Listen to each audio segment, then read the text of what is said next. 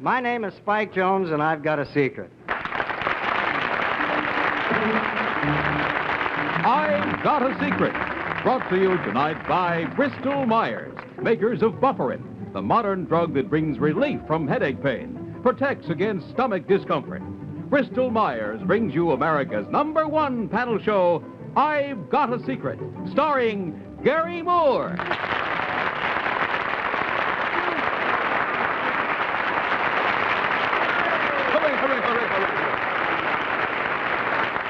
Thank you.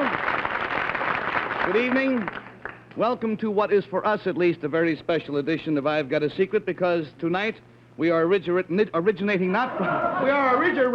in living color from Hollywood in Southern California. And believe me, it was nice to leave that snow behind in New York. Let's meet the members of our happy panel.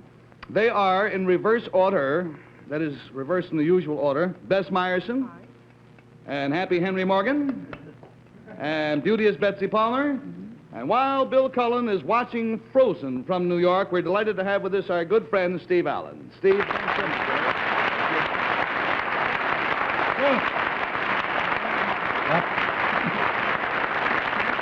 Assuming that the panel is ready to play the game, let's welcome our first contestant, please.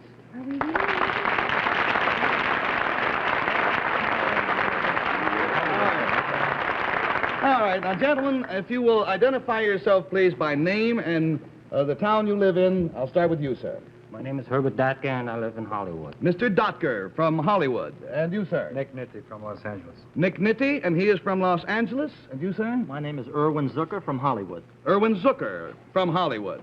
Now, understand that each of these gentlemen has a secret, so one by one, if you'll whisper those secrets to me, we'll show them at the same time to the audience at home. We'll start with you, Mr. Dotker.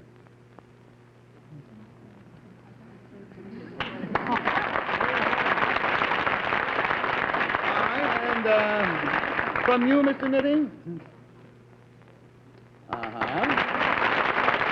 All right. Tucker?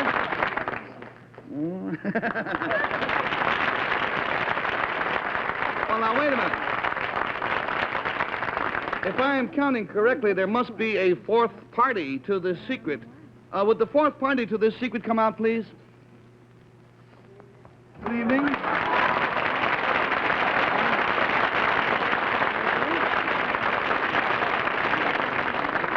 Tell us your name, please, and where you're from. I'm Mrs. Jane Allen. I'm a housewife from Los Angeles. Thank you. Mrs. Allen, will you whisper your secret to me, please? Certainly.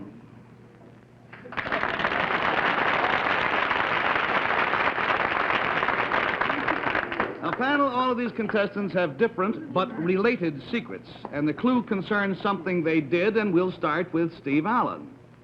We will, huh? This something you did. Is it something you did tonight? Shall I answer? Let me say, to whom are you addressing it? All four? I think I'll say no to that. Well, in any event, the answer is no. If the question is, did you do it tonight? All right. Did any one of you do it tonight? No. Did you? When you did it, was it news? Was it in the papers or something of that sort? Not for me. No. Have the four of you ever done it before together? And it has not been established, Mr. Allen, that they did it together. Only that their actions were similar. I see. I don't think anything is even going to be established here. All right, we've lost $20. Have 60 to go. Betsy? Mr. Zucker? Yes. Does it have anything to do with you looking so much like Steve? Their profiles is amazing. As a matter of fact, he does, doesn't he? Kind of. Has nothing to do with it, however. Sort of. Well, then, there's something that you did. Did you do it in the West Coast instead of the East Coast? Yes. Are you talking to all of us, or? Well, All yes. of them did it on the West Yes, Coast. But you didn't do it all in the same place. No. You did it with partners, by any chance? Well, Jane certainly has got to answer yes to that. Does it have something to do with families? Like babies, I mean? No.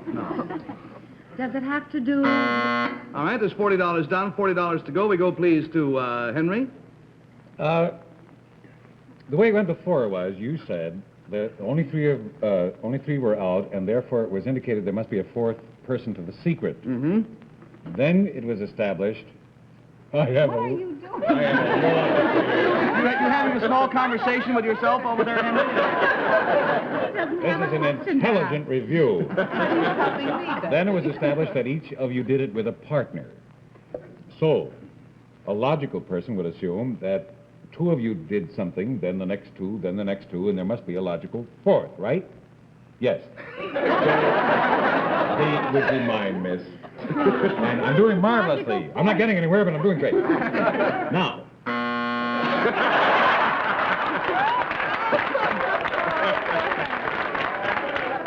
So after this Well, I've portrait set of a it all man up for talking you. to himself, we now go to Bess Myerson, please. It's all figured out, Bess. Just go right ahead and get the answer. Thanks a lot. I would assume this, that since there are partners involved, and I assume that the partner in each case is not present except for Jane, right? No, I mean, would it have to do... You said family and you kind of raised an eyebrow. Does it have anything to do with marriage? Did you... No? Did you, by the way, when you did this, do it in the same place? I had it all worked out. I don't know what you were talking about. Well, there we go. Steve, I know that this contestant must look at least vaguely familiar to you. Yes. But do any of you other panelists see a face that is even vaguely familiar to you from your past life? Past life? Did we go out? I never had any. Did you date that fellow with the mustache? Well, you have seen, each of you has seen one of these people as recently as this morning, because Betsy, Henry, and Bess, one of these gentlemen served one of you breakfast in bed this morning. You wasn't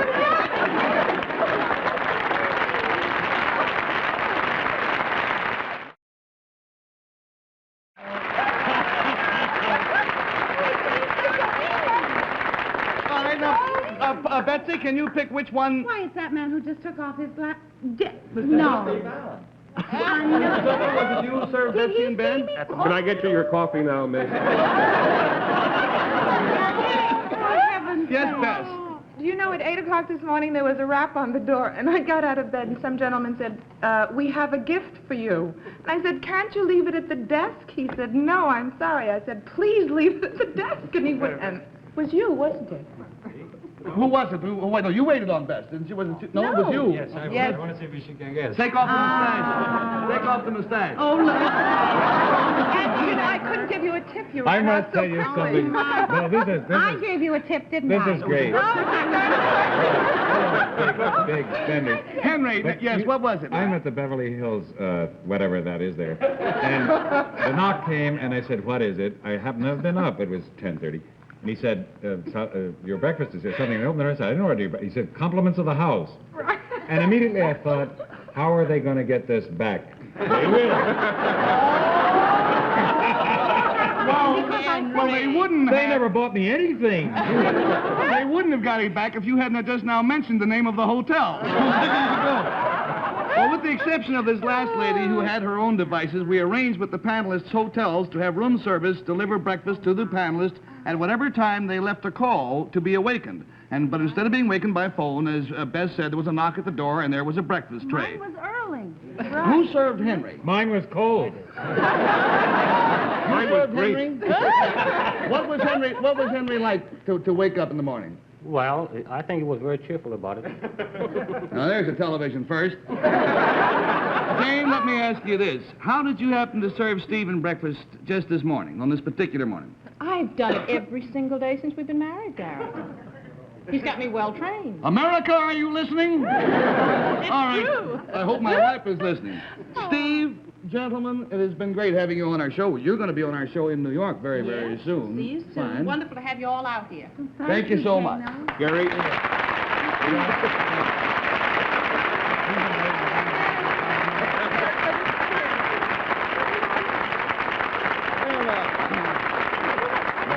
Did you ever watch people when they are under tension? They do all kinds of things. Oh, they, for instance, rub their forehead or pull at their ear, or maybe they chew on their lip. But on those bad days when nothing seems to go right, these things don't help you very much.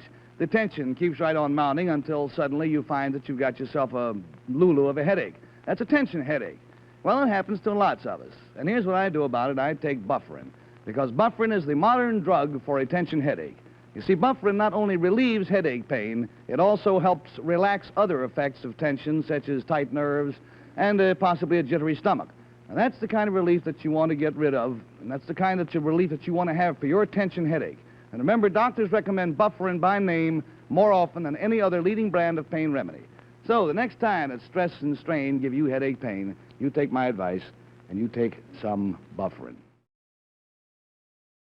And I would like now to welcome our next contestant, please, if you'll come in.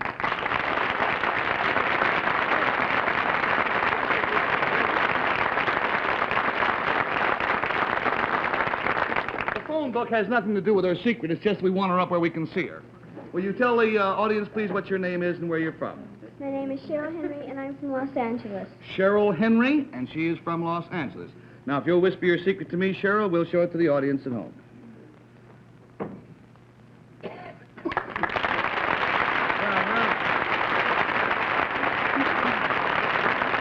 Well, the clue to this young lady's secret concerns a relative of hers, and having started with Steve before, let's start with Betsy this time. Is it a relative that's here with you in Los Angeles, Cheryl? Yes, it is. Is it a relative, say, someone very close, like your mama or your daddy? Not that close. Not No. that close. Is it an aunt or an uncle? No. Is that person here tonight? Yes. Is that person on this stage? Yes. All right, there's $20 down, $60 to go, and we go, please, to Henry. He's delightful. Is it Steve? Pardon? No. Betsy? No. Bess? No. Well, that leaves There nobody. you are. Not relative of mine. Must be Gary. What is... She Mine? must be related to you. I don't have any relatives. How could it be on... All right, $40 down, $40 to go. We go, please, to Bess Myerson. That's a terrible thing to say to a young girl. What did she say? She said you look like me. Henry. Now, is that a disgraceful thing? Young lady, I have nothing to do with this. Henry. I can't think of anything more disgusting. Bess? Cheryl, it is Henry. Yes. Yes. No. Oh, it isn't no. Henry? What is Henry? I mean, Henry is her last name. I've been wondering about that for some time. No, now, wait a minute. We did perhaps what could be considered a large cheat. Somebody said, is this person, this relative, on this stage? Yes. The answer is yes, this relative is on this stage. We did not say that it was one of, we five. oh, but it's someone who's backstage? Yes. Is this someone that we all know? Are familiar with, let's say? Well, I'm quite sure that you're familiar with the organization to which this relative belongs. Whether you are familiar with the relative by name, I doubt. I put it in $60 down, $20 to go, and we go, please, to Steve Allen. The only other person I know who was on stage is, as we've seen, Spike Jones. Have you any connection with Spike? No. Well, I'll see you later. Nothing else I can think of. Have you ever served me breakfast in bed?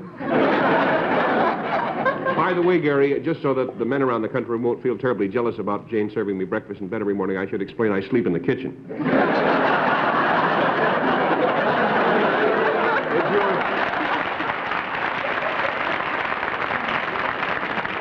Is this relative... My fingers up. Panel, you know how most youngsters brag about their grandmothers. They say, my grandmother bakes the best cake in the world, or my grandmother cooks better meals than your grandma. Well, young Cheryl must be the most envied girl on her block because her grandmother plays the hottest trombone in the neighborhood. And not only that, she plays trombone in an all-girl jazz band that I first heard on Steve Allen's show. So let's meet Cheryl's trombone-playing grandmother. Will you open the curtains, please?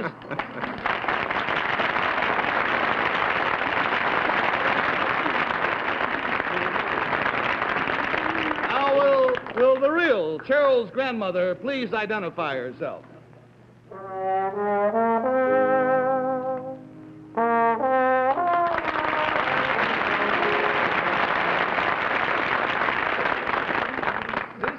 Karen Jaros, who is the lovely grandmother of young Cheryl. And ladies on the bandstand are members of the Swingin' Mothers. And this is Jessie Bailey, who is their leader.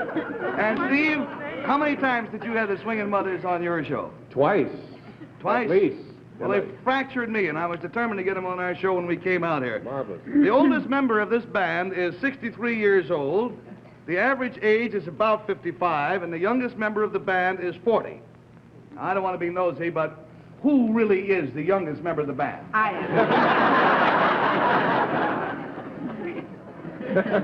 Not really, but I think now I perhaps better get out of your way and let you see how these Swingin' Mothers can play. And here they go with Alexander's Ragtime Band.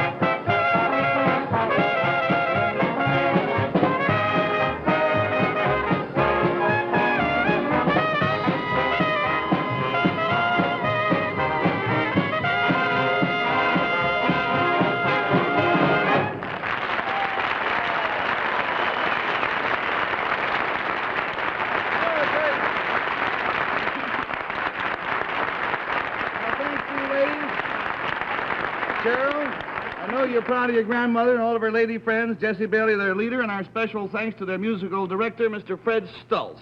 Thank you all, and we'll see the Swingin' Mothers a little later on in the program. Cheryl, thank you so much. And say out there, have you ever noticed how much prettier a woman looks when she has pretty hair? Well, observe.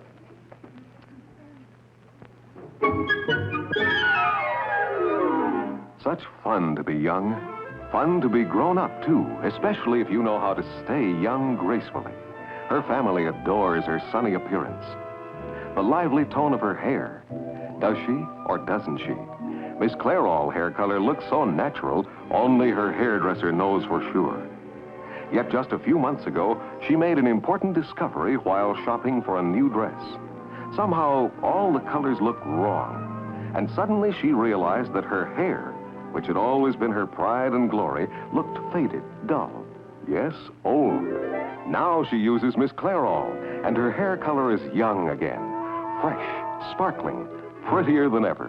Her hair in beautiful condition, and Miss Clairol really covers gray. So why grow old gracefully when you can stay young gracefully? Try Miss Clairol. You'll love it. In the current major news magazine, there's an article about the preparations for the presidential inaugural parade, and I'd like to read part of it to you. It says, the police cavalry, worried lest its horses should react violently to the roar of the parade and crowds, spent hours conditioning the mounts by feeding them heavy doses of Spike Jones recordings over loudspeakers. As a result, by Inauguration Day, the horses were immune to noise, but the cops were nervous wrecks. Let that serve as an introduction to the one and the only Spike Jones. Spike.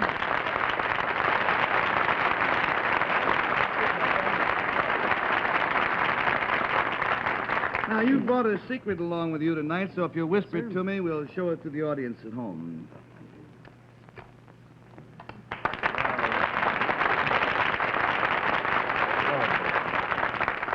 There can't be more to it than that, is there?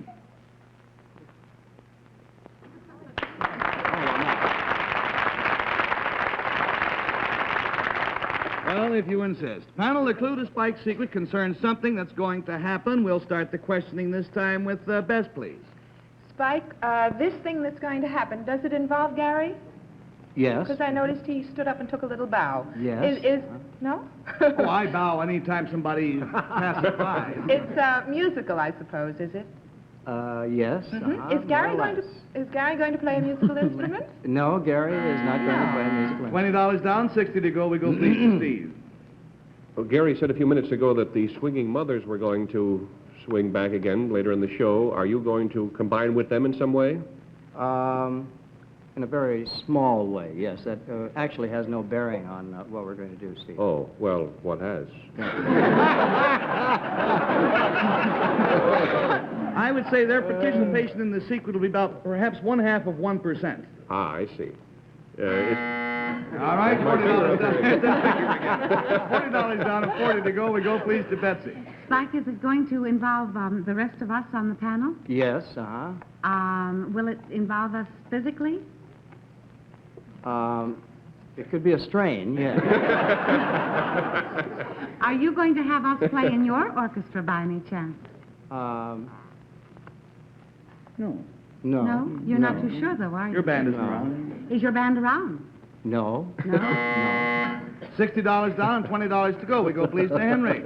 Well, if the mothers are going to participate only a little percentage, Yes. and we're Yeah. do we Oh, become that's good. That's mothers good. just for this? That sounds like something Yeah. from an arrangement, doesn't it? Do we, like honorary mothers or something? And You're going to be... Yeah. You may be we the all mother get of the little year ratchets and tonight. noisemakers and become little... Well, That's panel, aggravating, isn't it? Spike Jones has a two-part secret. Part one of his secret is sort of a command performance. I'm going to sing. And, Let's hear it for Gary. Now, will you explain the business about your conducting the panel for my background music, which is the second part of your secret? Well, as you know, our orchestra, the City Slicker style, is to explain the lyrics, so to speak. If the viewer, the listener, doesn't understand the lyric of a song, we supplant the lyric or explain the lyric with sound effects. And that's what we want you to do, is the sound effects. You understand? Why don't we The hand out the accompaniment. parts? Why don't we make it right now? That's your part. All right. All I got the music stand. That's Steve right there. I know you see music I before. can play anything. That's it? You can play anything? Oh, anything. Ready, Henry. And Bess, that's yours. Thank you, Spike. Okay, now the number we've chosen is from our album 60 Years of Music America Hates Best. It's a little number called The Dreams That Kiss Your Hands, Madame. Your hand. And your hand. Yeah, that's right. And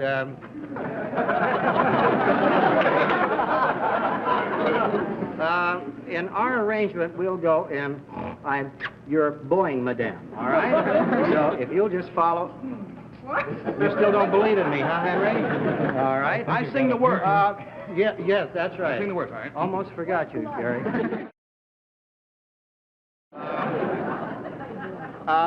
Just watch the music. Don't. Saul, a little arpeggio, please.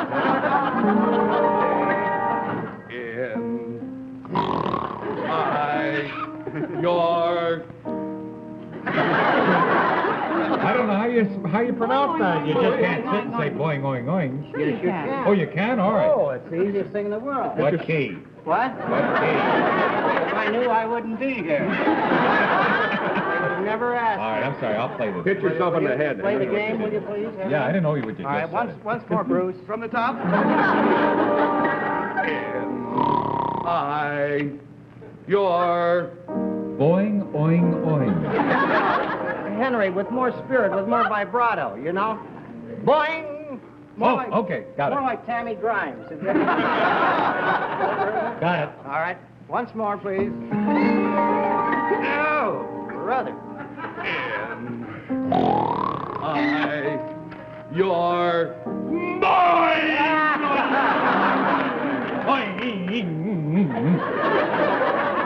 Madame, your dainty fingers. Thank you, I Boom. Boom. Boom. Wait. No, you did it very well. Very good. I sure wish I had your Good. Let's go ahead, shall we? Let's go ahead. And while in Berland, Madame, I'm begging for your... Wing, wing, wing. No, it's I'm begging for your boing. Oh! I'm sorry. Got it. But that's all right. Forget it. I haven't any... I was about to ask you that. It's, I can see you don't know anything about music. It's kind of, Oh, yeah, well, I couldn't have been so lucky to have to explain to you.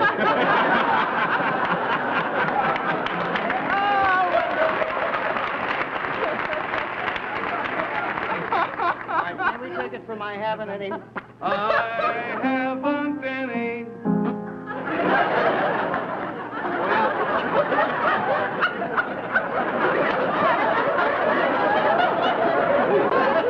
The fact is, she does.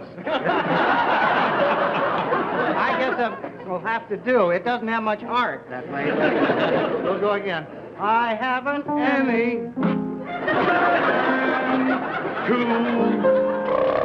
No. Bob, you're a little... Manually. Boo-boo.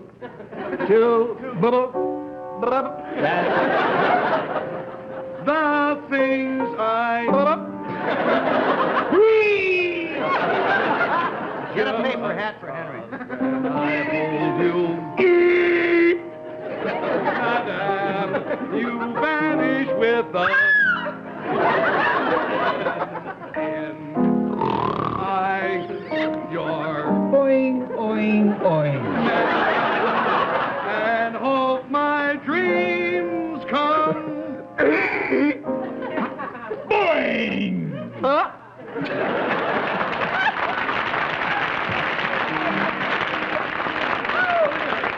Cause I can stand your face.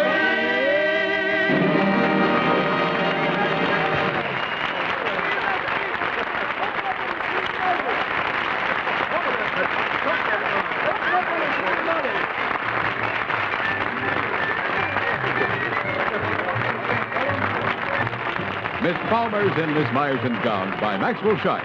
Bristol Myers also brings you Candid Camera. Consult your local listing for time and day.